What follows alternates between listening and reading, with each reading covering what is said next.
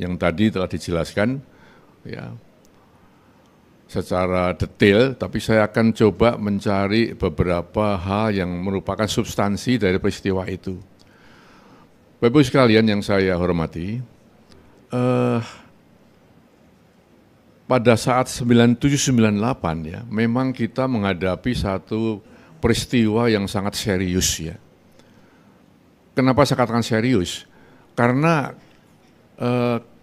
TNI waktu itu ABRI ya, ABRI itu berarti TNI plus Polri waktu itu.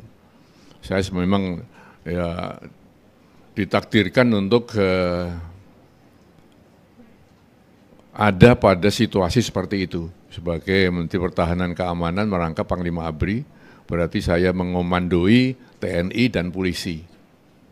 Dan memang begitu, jadi Pak Harto sebagai Presiden, selalu kalau keadaan sudah agak kritis, beliau menyatukan dua lembaga itu. Ya.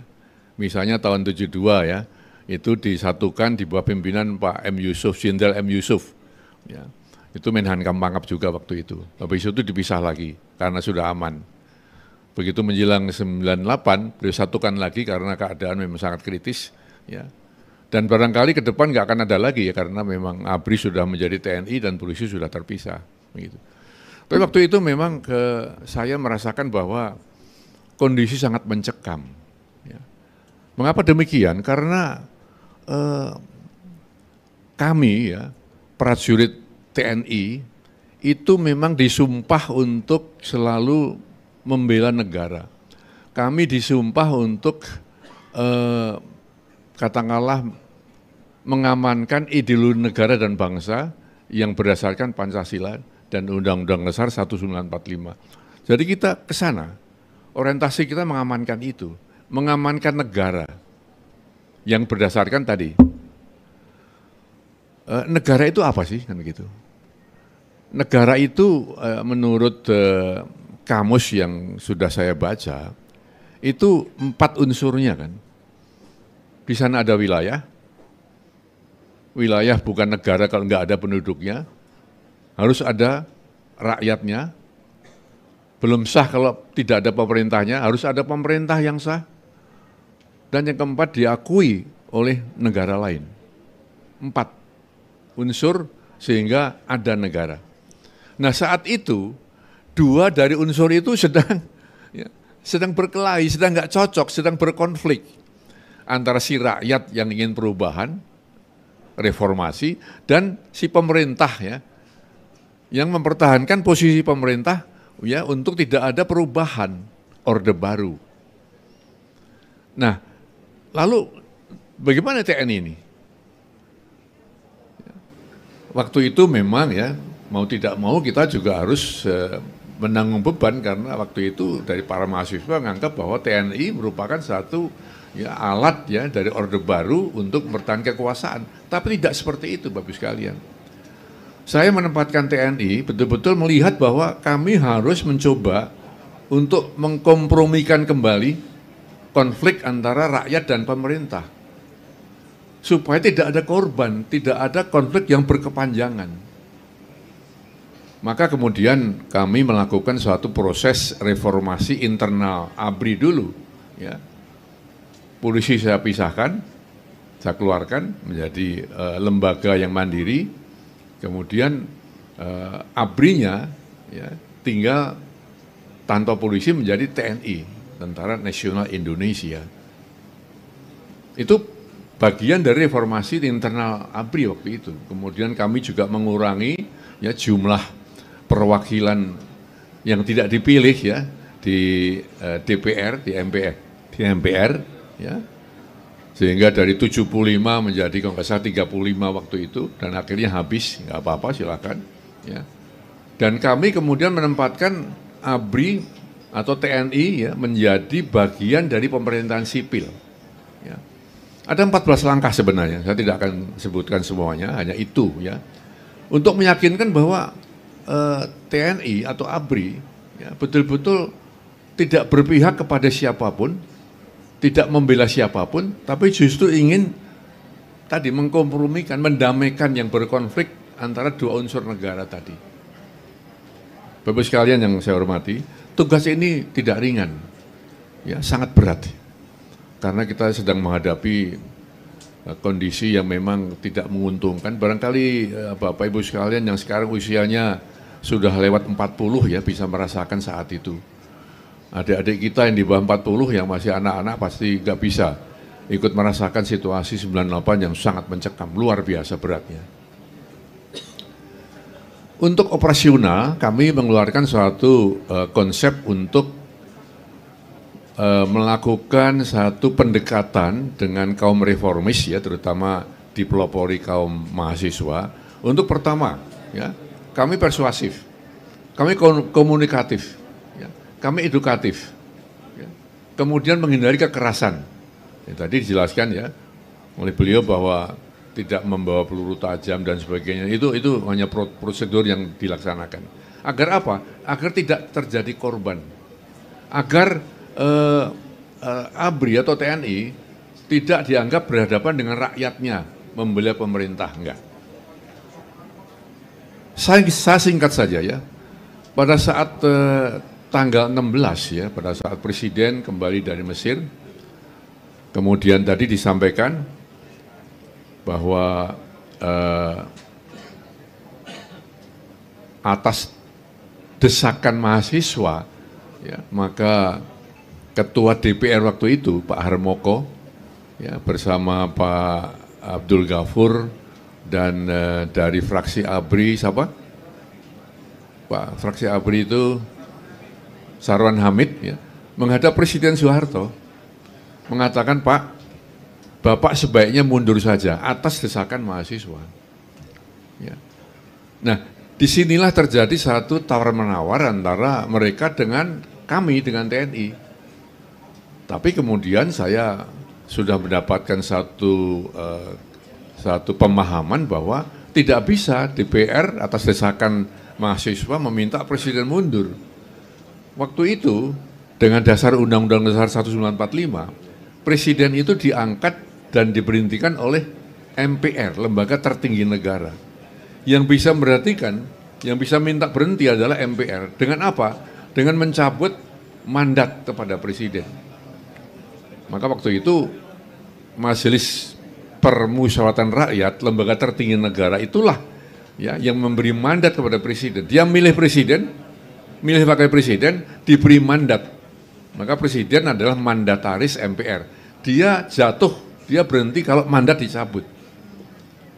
Saya kemudian menghadap Presiden, Pak, atas desakan DPR, mungkin ABRI bersikap ya bahwa kami akan tetap mempertahankan pemerintah yang sah, ya, dan akan tidak mempertahankan lagi apabila MPR telah mencabut mandat dari Bapak Presiden. Jadi sekarang mempertahankan pemerintah ya, bukan mempertahankan Presiden, mempertahankan pemerintah yang sah waktu itu. Presiden menjawab waktu itu tanggal 16 Mei malam, 16 Mei malam, 98. Beliau mengatakan, waktu itu saya menambahkan, Pak, kami akan tetap mendukung pemerintah yang sah. Namun kalau ini berkepanjangan, saya katakan begitu, maka korban akan berjatuhan dan lebih banyak lagi. Ya. Beliau mengatakan, saya tidak ingin rakyat menjadi korban. Saya tidak akan mempertahankan kekuasaan dengan alat-alat senjata. Itu saya catat waktu itu. Kemudian proses berlanjut kan, beliau ingin mereformasi kabinet, ternyata ada 14 menteri yang tanda tangan untuk tidak sedia untuk masuk ke kabinet reformasi kalau ada reformasi, ada 14 menteri. Saya nggak usah sebut namanya, tapi sekarang masih ada itu, para penanda tangan itu masih ada. Ya. Kemudian juga beliau ingin membentuk satu dewan reformasi yang terdiri para tokoh-tokoh negara waktu itu, termasuk Gus Dur dan sebagainya, Amin Rais, Gus Dur, Nurholis Majid dan sebagainya. Tapi akhirnya mereka juga mundur, Pak. Ya. Mereka mundur, Bapak sekalian. Jadi Presiden menurut saya sudah dalam kesendirian. Ya. Nah, sehingga pada saat pernyataan beliau, baik di Kairo maupun tadi di 16 malam tadi, ya, yang telah beliau ucapkan, maka tanggal 20 malam, 21 belum mundur, 20 Mei malam hari, saya dipanggil oleh Presiden di kediaman Cendana. Saya ada kasat Pak Subagio, ya, beliau membawa kertas begitu, ya. Lalu beliau mengatakan, ini saya serahkan kepadamu, gitu, ya.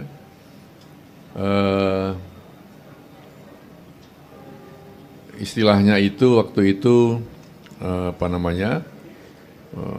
keputusan Presiden, jadi Kepres nomor atau bukan keputusan, Inpres, instruksi Presiden nomor 16, ya gitu, ada nomornya. Saya serahkan kepadamu, kamu saya angkat menjadi, ya, kecuali menjalankan Pangap, saya angkat menjadi Panglima Komando Operasi Keamanan dan Keselamatan Negara. Ya. Nah, tapi ada Pak, kata-kata yang saya waktu itu masih bingung, ya, tidak terlalu paham, tapi akhirnya saya memahami, ya. Pada saat itu saya nggak paham karena ada embel-embel, ya, surat ini kamu pakai boleh, tidak juga tidak apa-apa, begitu, ya. Ya, kamu pakai boleh, tidak juga tidak apa-apa. Bapak Ibu sekalian, di militer nggak pernah ada perintah seperti itu, nggak pernah. Ini saya perintahkan, ya, laksanakan, siap laksanakan, kan begitu. Tapi begitu kamu laksanakan boleh, tidak juga nggak apa-apa. Saya mau terus bilang apa ini, ya? Baik Pak, saya pelajari Pak, gitu aja. Saya bawa, saya baca perjalanan antar Cendana sampai ke Merdeka Barat, saya sudah ditunggu staf di sana, dan mereka tahu saya ada Presiden. Ya. 10 menit saya baca. Jadi Inpres 16 itu memberikan keluasaan saya untuk membuat kebijakan tingkat nasional. Ya. Diizinkan untuk saya menetralisir berbagai sumber kerusuhan dan siapapun yang membantu kerusuhan itu. Semua menteri, pejabat pusat dan daerah harus membantu Panglima untuk mengatasi hal ini. Ya. Jadi kuat sekali. Ya. Ya. Di sini pikiran macam-macam di sini, tapi saya nggak berani memutuskan dulu sebelum ketemu staf, begitu. Sehingga pada saat di Merdeka Barat saya sudah ketemu staf, saya ajak rapat, saya jelaskan, ini saya dapat perintah seperti ini, surat ini seperti ini, bunyinya seperti ini, ya. Coba, ya. Di TNI itu atau di militer itu Bapak Ibu sekalian, kalau ingin bertindak selalu ada satu proses, ya, hubungan komandan dan staf. Komandannya minta pertimbangan staf membuat satu analisis, membuat cara bertindak. Ya, paling enggak 2, jangan 1, paling enggak 2. Nanti komandan yang milih, kan gitu kan. Nah, cuma 2 itu Bapak ambil alih atau enggak? Kan begitu. Tapi waktu itu sudah kita bahas, kalau diambil alih, suasana negara waktu itu, dolar 16.000, dari 2.400, ya, menjadi 16.000 rupiah per dolar. Tadi dikatakan makanan kosong, rakyat menderita. Gitu. Orang reformis ini masih ngotot, ya, presiden mundur dan harus ada pergantian rezim, kan begitu. Saya mantan ajudan, mantan panglimanya presiden, dapat surat dari presiden dijatuhkan. Pasti mereka, ya, akan ngotot, ya, bahwa akan mengubah rezim Orde Baru dengan semua, ya, yang terlibat menjadi rezim yang baru. Tapi satu hal Bapak sekalian, ya, di militer juga ada namanya kir korban. Perkiraan korban jatuh kalau kita melaksanakan aksi. Saya katakan begitu. Oke, kalau sekarang kita akan membuat negeri ini aman, harus ada keputusan-keputusan yang diakui rakyat melalui DPR. Maka kalau kita akan mengosongkan DPR supaya bisa bersidang, korban berapa? Ya. Saya tanya As-Intel waktu itu, Pak Zeki Anwar Makarim. Ya. Beliau menjawab setelah ngitung, nggak tahu hitungannya gimana, cara ngitung saya juga nggak nanya, ngitung, ya. Pak, kira-kira 200 sampai 250 mahasiswa mati, begitu. Maka terakhir ya penutupan rapat itu pada saat Pak Susilo Bambang Yudhoyono ya. Waktu itu masih bintang 3, jadi masih saya manggilnya masih bukan Pak SBY, belum, manggilnya masih Bang ya. Bang gimana Bang? Kan gitu. Sekarang nggak berani, Gimana? Ya. Dia katakan, Pak, apakah Bapak ambil alih besok? Begitu kan. Saya sudah ambil keputusan karena tidak. Ya, besok kita antarkan pergantian kekuasaan dari presiden kepada wakil presiden. Sekarang buatkan pernyataan politik dari ABRI, besok saya bacakan. Beliau nulis 1 sampai 5, 1 poin sampai 5 poin. Yang itu saya bacakan setelah serah terima dari Pak Soeharto kepada Pak Habibie. Tapi intinya adalah saya minta supaya rakyat menerima itu, kemudian rakyat meredakan emosinya supaya keamanan dipulihkan. Dan yang ketiga, ABRI akan tetap mengakui pemerintah yang sah. Yang keempat, ya ini yang menjadi masalah. Ya. Pada saat keempat ini kan berhubungan dengan Pak Harto waktu itu. Bapak Ibu sekalian, saat kita sedang berapat itu ada 2.000 ya, mahasiswa dan pendemo berjalan dari gedung MPR menuju Cendana. Untuk apa? Untuk menghabisi presiden dan keluarganya. Presiden dan keluarganya sudah mempersenjatai diri dengan senjata-senjata otomatis. Jadi sudah dibagi senjata itu. Ya. Nah saya kan kemudian melihat kondisi itu, wah bagaimana presiden masuk melawan rakyat ini. Kan begitu. Kemudian wartawan Live ya, majalah Live datang ke saya, mengatakan Pak Wiranto hati-hati, akan ada lagi korban, ya, akan dimunculkan lagi korban di Cendana, harus hati-hati. Maka saya perintahkan polisi untuk membuat barikade, saya katakan, buat barikade 50 meter. Jangan sampai ada konflik langsung antara aparat keamanan dengan demonstran. Saya tidak ingin ya rakyat Indonesia disebut barbar karena membunuh presidennya. Ya, sehingga yang keempat saya tulis bahwa berdasarkan nilai luhur budaya bangsa, maka ABRI akan menjaga keselamatan para mantan presiden dan keluarganya. Nah, ini pun tidak mudah Pak, karena waktu saya ingin menulis poin 4, saya telepon dulu ke Mensesnek Pak Murdiono waktu itu, sudah almarhum ya. Pak Mensesnek, ini kira-kira dasar hukumnya apa? Enggak ketemu Pak, dasar hukumnya enggak ketemu, ngamankan presiden itu enggak ketemu. Akhirnya saya ambil saja satu, katakanlah, landasan etis saja ya, bahwa budaya kita selalu ya mikul dhuwur mendem jero untuk para pimpinan kita, atasan kita. Maka ya dengan berdasarkan nilai luhur budaya bangsa, maka ABRI akan menjaga keselamatan para mantan presiden, tidak hanya Pak Harto ya, dan keluarganya. Nah, kira-kira seperti itu. Jadi ini sebenarnya satu peristiwa yang cukup bersejarah di mana dalam keadaan kritis ya, maka TNI tidak ada sedikit pun keinginan untuk mengambil alih kekuasaan. Tidak seperti Thailand. Thailand 11 kali terjadi kudeta dari militer terhadap pemerintahan sipil. Ya, karena direstui raja, di sana masih ada raja. Ya. Kita tidak. Nah itulah yang kemudian ya sudah diketahui publik, tapi belum sejelas yang saya jelaskan seperti ini. Gitu ya. Bapak sekalian, satu lagi yang barangkali saya perlu klarifikasi adalah bahwa kerusuhan itu sebenarnya dipicu oleh peristiwa Trisakti, ya, di mana tidak pernah ada komando untuk menembak para mahasiswa. Persuasif, edukatif, kompromis, dialogis, tidak boleh bawa peluru tajam. Tapi tetap ada penembakan, tetap ada korban. Ya. Ya. Itu sebenarnya dalam pelanggaran atau dalam kamus pelanggaran HAM, itu bukan by commission, ya, atau ya, istilahnya yang langsung apa namanya, by commission and satu lagi ya, atas perintah maupun ya atas persetujuan, tidak ada. Ya.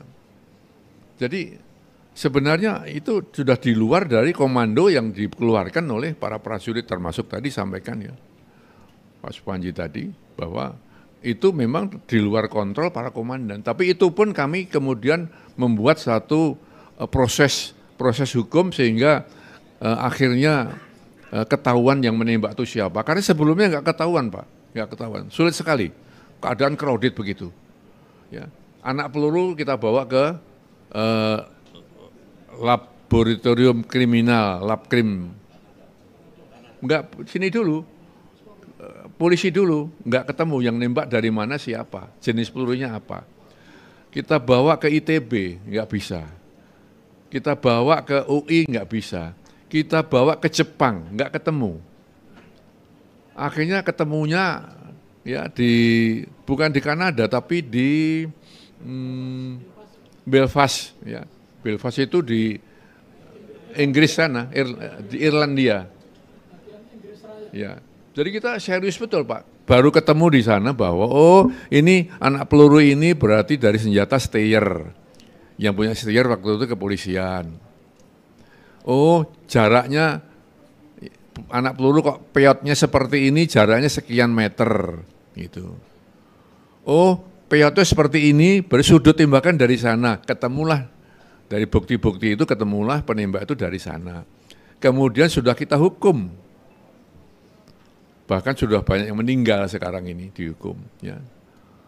Tapi sampai sekarang masih ya, dituntut sebagai pelanggaran HAM yang belum selesai, kan itu ya. Sampai sekarang belum, masuk 7 pelanggaran HAM yang belum selesai, Trisakti. Ini yang barangkali saya perlu sampaikan supaya ya kita paham betul bahwa memang ada terus ya memelihara ini ya untuk mungkin di satu sisi untuk membuat kebanggaan apa namanya kelompok tertentu, tapi di sisi lain barangkali menimbulkan kegoncangan dan tidak ada satu ketenteraman begitu. Ya. Bapak sekalian yang saya hormati. Ada lagi satu hal barangkali yang tidak boleh saya lupakan karena ini juga masih terlalu sering untuk disampaikan ke publik bahwa pada saat Jakarta rusuh ya Panglima sengaja mengosongkan Jakarta dari para pejabat-pejabat militer. Ada ya. Ada betul? Ada kan? Itu. Ada. Saat-saat terjadi kerusuhan, puncak kerusuhan, Panglima sengaja mengosongkan Jakarta dari para pejabat-pejabat militer. Bapak sekalian, saya sudah berkali-kali menjelaskan bahwa tanggal 14 pagi memang saya terbang ke Malang atas permintaan Pangkostrat waktu itu Pak Prabowo Subianto, Bintang 3, untuk saya sebagai irup serah terima PPRC, pasukan pemukul reaksi cepat ya dari barat ke timur. Jadi Kostrat itu merupakan pasukan cadangan TNI yang dibagi dua, timur dan barat.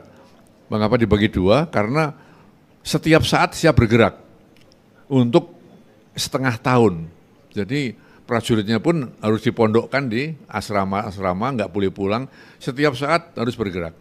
Kalau ada kerusuhan, ya, not more than 9, ya, tidak lebih dari 9 jam, ya, 9 hours, dia harus sampai ke tempat kerusuhan itu. Pakai apa? Diterjunkan, maka harus siap. Tapi kalau setahun siap terus, nanti kapan ketemu keluarga, maka setengah tahun ganti. Saya diminta jadi irup di Malang, 3 jam saja, terbang ke sana, balik lagi. Tapi isunya adalah bahwa Wiranto mengosongkan Jakarta dari para petinggi militer. Sejatinya komando itu sudah dibagi habis Bapak Ibu sekalian. Luas Indonesia luar biasa, nggak mungkin Panglima sendiri mengomandoi wilayah yang luas seperti itu sehingga didelegasikan. Ya. Jadi delegation of authority-nya, tanggung jawabnya didelegasikan kepada para Pangdam dan Kapolda. Jakarta itu maksud dikendalikan oleh Pangdam dan Kapolda, sehingga saya tidak membawa Pangdam dan Kapolda sehingga tidak ngosongkan Jakarta, tetapi yang saya bawa hanya staf-staf saja untuk pergi ke Malang dan kembali lagi. Dan tanggal 14, jadi mengapa kerusuhan ya di Indonesia yang begitu hebat ya, ada satu national disorder yang begitu hebat, bisa selesai hanya 2 hari. Ya. Pertama ya karena ketegaran para anggota TNI dan polisi yang tidak tergiur untuk mengambil alih kekuasaan, satu. Yang kedua ya karena kecepatan bertindak ya dari para komandan di lapangan ya untuk menguasai situasi. Termasuk kebijakan saya ya tanggal 14, tanggal 13 meledak, tapi bukan meledak. Tanggal 13 pemakaman mahasiswa Trisakti ya, yang kemudian dipicu untuk meledakkan tanggal 14. Tanggal 14 siang mulai meledak, ya. 15 pagi itu sudah terkendali. Memang orang agak heran kenapa bisa cepat seperti itu. Karena begini Pak, rasio aparat keamanan di Jakarta dengan penduduk yang waktu itu melakukan demo itu enggak seimbang. Rasionya aparat keamanan sangat kecil dibandingkan dengan yang melakukan demonstrasi besar, kerusuhan, demonstrasi, penjaraan, itu banyak sekali. Enggak cukup. Nah, sehingga pada saat rapat di Garnisun tanggal 14 sore, dikatakan oleh beliau tadi, itu memang kita, ya saya sekarang mengatakan untung-untungan. Karena untuk menambah kekuatan Jakarta, harus perlu untuk menggeser pasukan dari tempat lain. Sedangkan tempat lain juga ada kerusuhan, kan begitu. Iya Pak, di Semarang kerusuhan, Solo kerusuhan, Makassar, waktu Ujung Pandang kerusuhan, Medan kerusuhan, Palembang. Tapi saya tanya, Jawa Timur bagaimana? Pak, relatif masih aman, relatif Pak ya. Jadi belum rusuh, relatif masih aman. Berapa kekuatan di sana? Ada marinir, ada kostrat. Saya katakan pindahkan kekuatan dari Jawa Timur malam ini juga. Jadi itu perintah saya 14 malam. Sampai besok ke Jakarta, subuh sudah di sini dan amankan Jakarta. Pakai airlift, pinjam Garuda, pakai pesawat Hercules, semua kerahkan. Sehingga semalam itu Bapak Ibu sekalian, ya, Bandara Halim Perdana Kusuma sangat sibuk ya karena ya, airlift dari pesawat terbang yang kita kerahkan untuk mengamankan Jakarta. Dan alhamdulillah 15 pagi Jakarta dapat dikuasai karena pasukan ya, sudah cukup banyak ya untuk menguasai berbagai tempat-tempat kritis yang terjadi kerusuhan seperti itu.